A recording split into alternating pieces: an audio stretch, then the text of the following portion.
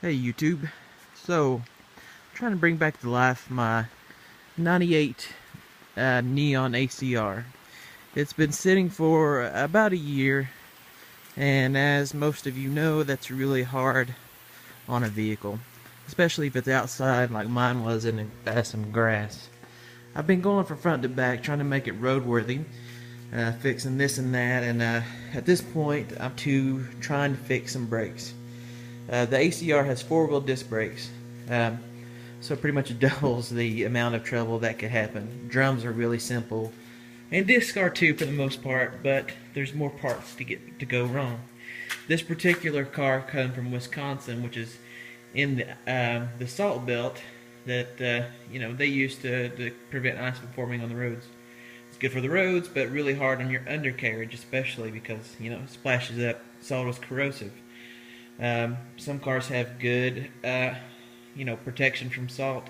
Other cars don't. But no car will stand up to the salt corrosion if you never wash the undercarriage.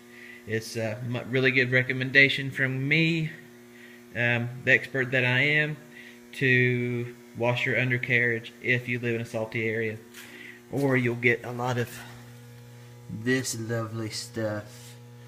Look at that on my lovely sway bar that everybody wants. And I could get up underneath the car and show you, but just use your imagination. It's really bad. On the Neon with rear disc brakes, the emergency. This is just to really get to the chase. The main subject of this video is just to really show the innards of the parking brake, because I couldn't find a video on YouTube. So I'm going to come to the rescue and show you guys how, or what it looks like. You can see my work area is kind of cluttered. But this is the rotor for the Neon. On some cars, the emergency brake just simply activates the regular driving brakes to clamp down on the surface of the rotor to stop the car or park the car, prevent it from moving. But on the Neon, it's got a drum brake type assembly for the parking function.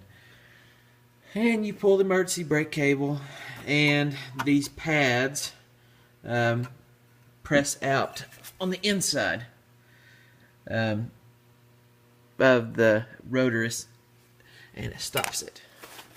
My parking brake has not been working for a long time. Well, as long as I've had it. And I figure if I've got it this far, I might as well try to fix it. Now, when I got it all apart and started looking at it, you can tell that this brake pad is totally gone. Brake shoe, I guess it would be. And this one's still got some life to it. It almost looks new. So either the person that put this in, if this is not factory, I can't really tell at this point,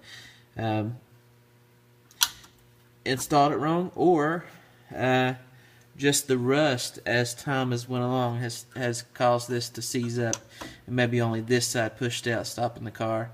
I don't know, but in any case, if you look in the regular old Hayes manual, it simply just tells you to go to the back of this assembly, remove the rubber plug, and adjust the star wheel. This is what it looks like if you've never done it. See, look at all this rust. It's horrible. So, I've already removed the rubber plug from this hole. Let me focus the camera a little bit. There we go.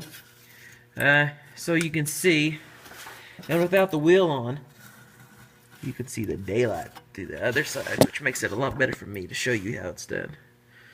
So there you can see the star wheel. You move it up or down, depending on the side, to adjust the pads inwards or outwards. Generally, people like to do it outwards, so that as the pad wears, you can adjust it so that you retain the parking ability. Now, you shouldn't have to do that very often, because you only use the parking brake when you're stopped. So in my case, I tried to adjust it and it didn't do anything, and now I can tell why. This whole assembly was totally seized when I really got to working on it, and I've used all kinds of forms of torture to get this thing back to maybe moving a little bit. Now, since in my situation, I don't really have the budget, even though to replace these pads, even though they're relatively cheap, I'm running out of patience for this car. I have done a lot of work that I'm not even going to get into. So I'm just going to leave it like this. But what I'm going to do, I'm going to grease up all the places where this pad actually touches the metal, and to try and get this thing moving a little bit. Maybe I just need a little bit of bite whenever I'm parked on the level ground, which is the vast majority of times that I'm parking, or places that I'm parking. So if I can get this thing moving, I'm going to be very happy. Let's see here. You can see there's one of the springs that retains the bottom of the pads, and here is the star wheel from the inside. Very simple mechanism. You just push it in or out. See, in this case, let's see if I can do this for you. Hold the camera at the same time. Let's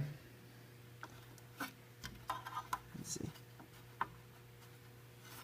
It's a little stiff, even after I've massaged it. Sorry for the shoddy camera work. It's hard to do this all at one time. Okay, so you just move this, and of course you would do it from the other side. And it just travels along the threads. Just travels along the threads and moves the pads inwards or outwards. Let's see. I think this is moving down or up from the back. Down on this side is up on the back, and adjust the chute inwards. So you would want to do it down from the back side to adjust it outwards.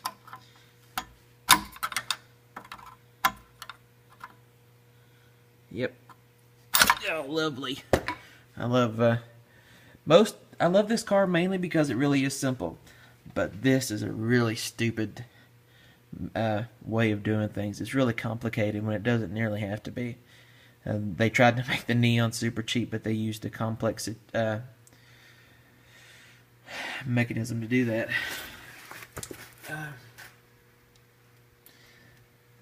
Now I just got to put that caliper on here. This is the new caliper.